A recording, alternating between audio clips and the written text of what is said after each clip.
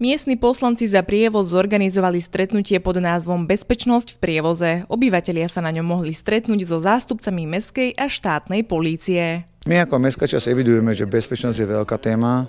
Posledné mesiace, možno rok sa to naozaj rozmohlo, že už nie len ako bolo také, že miesto, že 500 bytová Nivy, ale už sa to dostávajú na ostatné sídliska.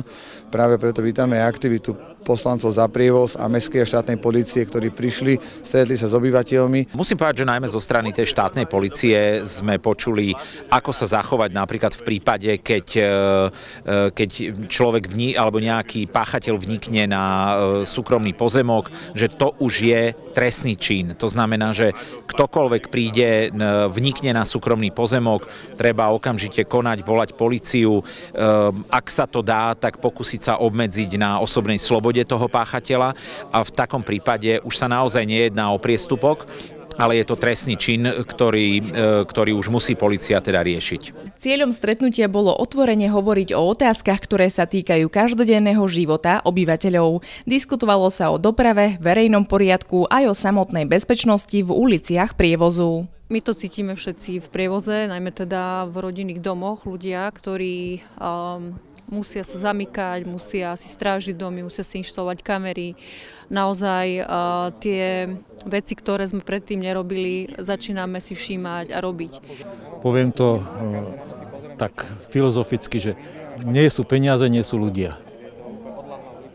To znamená, keby mali ľudí, tak by mohol byť zriadený napríklad okrskár, čo bolo kedysi za nás ešte, poviem tak, ktorý keď išiel po ulici, tak tam ste ani muchu nepočuli.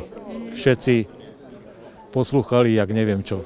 Zástupcovia polície priblížili svoju prácu aj plánované opatrenia v tejto lokalite. Dôležité je ale aj pomoc samotných obyvateľov, ktorí môžu byť aktívni, všímaví a v prípade potreby kontaktovať políciu. Budeme sa snažiť obyvateľom a občanom Prievozu vyhovieť čo najviac, aby sa cítili bezpečne, lebo bol tu aj kolega z policajného zboru, ktorý im vysvetlil, ako to chodí aj s oznamami, aj s vyšetrovaním a postupne, aby sa nebáli občania, lebo ide o ich bezpečnosť a aby spolupracovali aj s policajným zborom, aj s mestskou políciou. Pevne veríme, že toto stretnutie bude také poučné pre všetky strany a jedna, že obyvatelia začnú viac vnímať svoje okolie, začnú sa starať, viac to aj nahlasovať.